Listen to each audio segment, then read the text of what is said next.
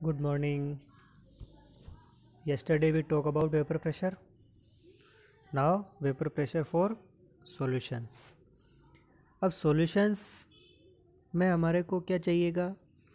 तो सॉल्यूशन बनाने के लिए हमारे को चाहिए एक तो सोल्यूट और एक चाहिए सॉल्वेंट। तो इन दोनों को मिलाएंगे तो क्या बन जाएगा हमारा सॉल्यूशन। ओके। अब इस सॉल्यूशन में जो सोल्यूट है वो हमारे को कौन कौन से हो सकते हैं?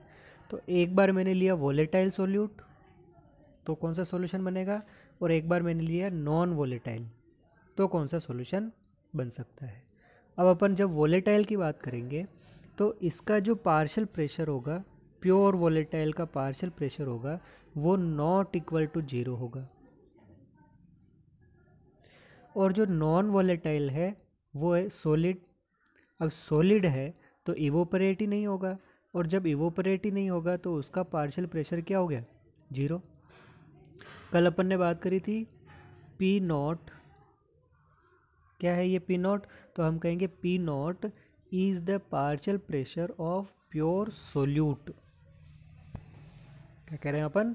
P naught is the partial pressure of pure solute. अब प्योर वर्ड लगाया मैंने, प्योर वर्ड का मतलब क्या हो गया, केवल मैंने यही पार्टिकल्स ले रखे हैं, यानी कि नॉन वोलेटाइल ले रखे हैं। सॉलिड भी ले सकते हैं, है ना। और ऐसे लिक्विड, लिक्विड तो लेंगे ही नहीं क्योंकि लिक्विड होगा तो इवोपरेट तो होगा ही होगा। तो अपन क्या कह रहे हैं, P naught is the partial pressure of pure solute. Okay. P note के ऊपर मैं क्या क्यों ज़्यादा जोर लगा रहा हूँ, क्योंकि यहाँ से कन्फ्यूज़न क्रिएट होता है ना। फिर अपने को पता भी नहीं चलता है कि क्या हो रहा है हमारे साथ, इसलिए इस बात का ध्यान रखना। तो जब सॉलिड है तो इवोपरेशन नहीं होगा, और इवोपरेशन नहीं होगा तो उसका पार्शियल प्रेशर 0 हो जाएगा। और जब वोलेटाइल है, वोलेटाइल है मतलब उसके पार्टिकल्स भी सॉल्वेंट के साथ ऊपर जाएंगे, ए प्लस बी, तो ए भी जाएगा बी भी जाएगा। अब वो अगर ऊपर जाएगा इवोपरेट होके तो उस कंडीशन में उसका भी पार्शियल प्रेशर होगा कुछ न कुछ, और उस कंडीशन में उसका partial pressure of pure volatile solute is not equal to 0। अब वो कितनी वैल्यू रहेगी वो डिपेंड करेगा। क्लियर? कुछ एग्जांपल्स हैं, जैसे वाटर, वाटर वोलेटाइल है। Ethanol, methanol, ethanol, benzene, toluene, ये सब अपने इसके एग्जांपल्स ले रखे हैं। ठीक है। अपने को इसके मोलर मास भी चाहिए तो आप लोग इसके मोलर मास कैलकुलेट करके रख सकते हो। मोलर मास तो कैलकुलेट कर सकते हो भाई, वाटर का है जैसे 18 है, इसका कैलकुलेट करना तो 12 प्लस 3 प्लस 16 प्लस 1, इसको सोल्व कर सकते हैं। ठीक है। तो इस तरीके से अपन ने क्या कर दिया इनको, ये इसके एग्जांपल्स हो गए वोलेटाइल, यानी कि किसी भी, और आप लोगों के सॉल्यूशंस में अगर ये एग्जांपल दे रखे हैं तो आप समझ लेना कि आपका सोल्यूट जो है वो वोलेटाइल है। और अगर आपको यूरिया दे दिया, ग्लूकोज दे दिया, सुक्रोज दे दिया, तो उस कंडीशन में यूरिया का क्या फॉर्मूला कहेंगे अपन, तो NH2CO NH2। और इसका अगर अपन मोलर मास निकालेंगे तो निकाल सकते हो आराम से, मैंने निकाल रखा है 60। ठीक है, सीधे डायरेक्ट भी याद कर सकते हो, कोई दिक्कत नहीं। ग्लूकोज है तो ग्लूकोज का क्या फॉर्मूला, C6H12O6, तो 180। सुक्रोज है तो C12H22O11, इसका क्या निकाल रखा है, 342। ठीक है, मैंने इसके मोलर मास पहले से ही कैलकुलेशन कर रखे हैं। क्लियर? अब अपने को जो इस चैप्टर के अंदर अब पढ़ना है, अब मेन टॉपिक जो स्टार्ट हो रहा है वो अपना वोलेटाइल और नॉन वोलेटाइल से। ठीक है, वोलेटाइल पढ़ेंगे तब वेपर प्रेशर इन सॉल्यूशन वाला टॉपिक में पढ़ेंगे, और नॉन वोलेटाइल पढ़ेंगे तो हम इनकी कोलिगेटिव प्रॉपर्टी के बारे में स्टडी करेंगे। Clear? Now next, vapour pressure of solution. Clear? Vapour pressure of solution. अब सॉल्यूशन की बात करी तो एक सोल्यूट होगा और एक सॉल्वेंट होगा। अब अपन ने पहले ही बात कर ली कि सोल्यूट होगा वो भी वोलेटाइल, और सॉल्वेंट तो वैसे ही वोलेटाइल। वोलेटाइल है तो लिक्विड स्टेट में होगा ये वोलेटाइल है तो ये भी लिक्विड स्टेट में होगा। क्लियर? वेपर प्रेशर की बात करें तो इसका सोल्यूट है तो सोल्यूट का वेपर प्रेशर, प्योर अगर जब है तो उसका वेपर प्रेशर। सॉल्वेंट का वेपर प्रेशर जब प्योर है तो उसका सॉल्वेंट का वेपर प्रेशर। अब इसको मैंने ए और इसको बी और इसको ए क्यों लिखा, वो मैं आपको एक्सप्लेन कर देता हूँ, है ना। अब कंफ्यूज नहीं होना, हमेशा ध्यान रखना। अपने को पता है कि जब कभी भी सॉल्यूशन बनेगा तो एक तो होगा सोल्यूट और एक होगा सॉल्वेंट, और इन दोनों के मिलने से क्या बन जाएगा? सॉल्यूशन। क्लियर? अब बताओ इसमें से ज़्यादा अमाउंट में कौन होगा? सॉल्वेंट। और लेस अमाउंट में कौन होगा? यानी कि स्मॉल अमाउंट या लेस अमाउंट में कौन होगा? सोल्यूट। अब अगर दो भाइयों से मिलकर एक परिवार बन रहा है तो बड़ा भाई कौन? सॉल्वेंट। छोटा भाई कौन? सोल्यूट। तो जो बड़ा भाई है वो दुनिया में पहले आया, सोल्यूट बाद में आया। अब जो पहले आएगा उसको क्या देंगे अपन?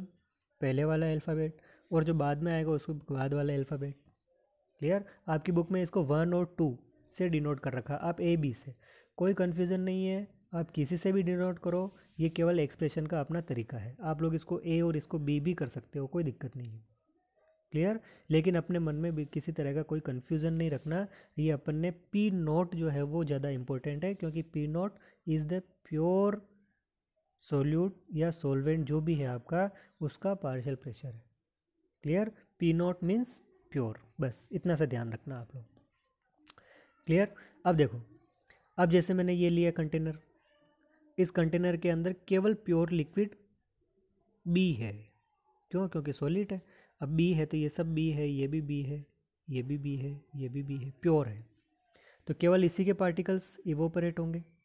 अब जब इसी के पार्टिकल्स इवोपरेट होंगे तो इसी के पार्टिकल वापस से कंडेंस होंगे, और जब कंडेंस होंगे तो इसी का पार्शियल प्रेशर होगा। क्लियर? अब उस कंडीशन में ए ले लिया अपन ने, तो सारे के सारे पार्टिकल्स किसके होंगे? ए के होंगे। अब जब सारे पार्टिकल ए के हैं तो पार्टिकल्स ए के इवोपरेट होंगे। अब ए के इवोपरेट होंगे तो ए के ही कंडेंस होंगे, और ए के ही कंडेंस होंगे तो उसका पार्शियल प्रेशर जो होगा वो उसी का प्योर होगा। लेकिन जब अपन ने सॉल्यूशन बनाया तो सॉल्यूशन बनाने के लिए क्या किया अपन ने? बी को और ए को, इन दोनों को मिक्स किया। अब मिक्स किया तो ए बी ए, सारे मिक्स हो गए। अब ये भी वोलेटाइल है, ये भी वोलेटाइल है, ये भी इवोपरेट होता है, ये भी इवोपरेट होता है, ये इवोपरेट होता है तो इसका पार्शियल प्रेशर होता है पी ए, और बी अगर इवोपरेट होता है तो उसका partial pressure P B. Clear? अब मैंने यहाँ पर पी नोट ए और पी नोट बी नहीं मेंशन किया। क्यों नहीं किया? क्योंकि अब ये प्योर नहीं है, अब ये क्या बन गया? सॉल्यूशन बन गया। याद रखिए बात। अब सॉल्यूशन बन गया तो अब देखो, अब क्या कहता है ये? अब ये यूँ कहता है कि पी ए का पार्शियल प्रेशर कितना होगा? तो जितने ए के मोल फ्रैक्शन होंगे। पी बी का पार्शियल प्रेशर कितना होगा? जितने बी के मोल फ्रैक्शन होंगे। तो भैया डायरेक्टली प्रोपोर्शनल टू में हो गया, तो P A is directly proportional to X A, या जीटा है, इसको जीटा भी बोलते हैं अपन। तो क्या कह दिया अपन ने? P A is directly proportional to zeta A. अब जीटा ए क्या है? मोल फ्रैक्शन ऑफ ए, और पी ए क्या है? पार्शियल प्रेशर ऑफ ए, है ना? प्योर ए नहीं बोल रहा हूँ, क्या बोला मैंने? Partial pressure of A.